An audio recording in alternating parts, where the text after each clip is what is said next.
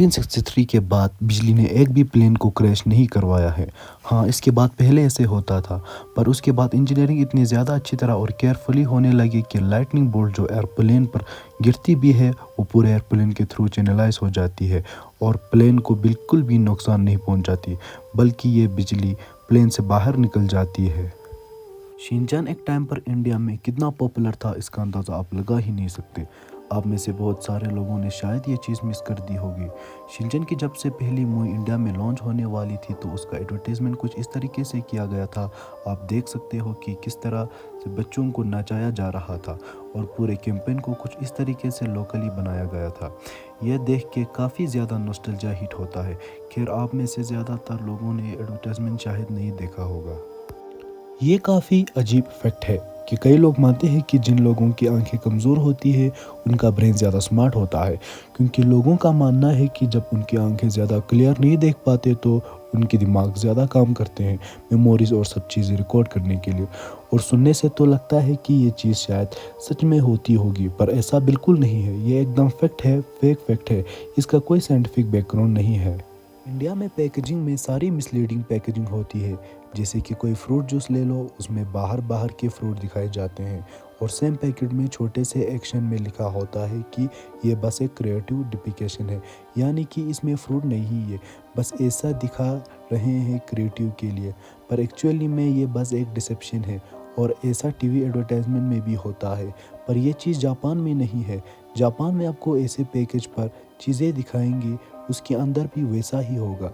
यहाँ तक कि पैकेट में जिस साइज़ की चीज़ दिखाई जाती है एक्चुअली में वो चीज़ उसी की होती है।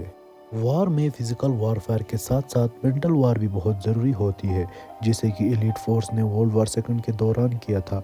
जब वो जर्मनी के अगेंस्ट थे तो उन्होंने अपनी आर्मी को बहुत बड़ा दिखाना था कि जर्मनी अटैक करने से पहले सोचे पर अगर पॉसिबल हो तो एक ट्रूस पर आ जाए, यानी समझते पर।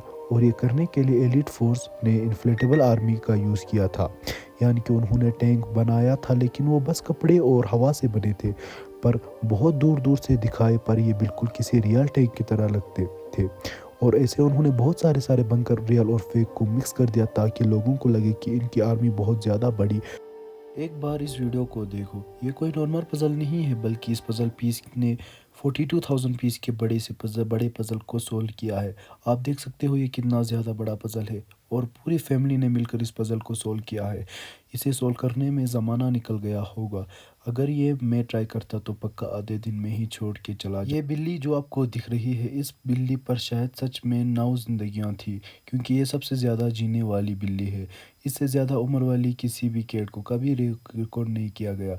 यह 1967 से लेकर 2005 तक ज़िंदा थी, यानी कि इसने 38 साल की ज़िंदगी बीता है, जो कैट के लिए बहुत ज़्यादा है। कैट यूजुअली 10 से 13 साल की ज़िंदगी में बिताते हैं और इसने तो डबल से भी ज़्यादा बिता दी। इसे कैट की ग्रेटेस्ट ग्रैंड मदर कहना चाहिए मेरे हिसाब। कैट, जिराफ और कैमल, इन सब में एक चीज़ कॉमन होती है जो आप गेस नहीं करोगे। इनके चलने के स्टाइल, कैट, जिराफ और कैमल सब पहले अपने राइट फीट आगे करते हैं और उसके बाद अपने दोनों लेफ्ट फीट को आगे करते हैं, और इस तरीके से कोई और एनिमल नहीं चलता सिवाय इन तीनों के। अब कैमल और जिराफ तो अपने लंबे साइज़ की वजह से ऐसे करते हैं, स्पेशली वो जैसे हैबिटेट में रहते हैं उसकी वजह से उन्हें ऐसा करना पड़ता है। पर कैट्स ऐसे क्यों? ट्री का एक टाइप होता है जिसे फ्रूट सलाद ट्री कहा जाता है, और यहाँ आप एक ही ट्री में 3 से 7 अलग अलग फ्रूट को उगते हुए देख सकते हो।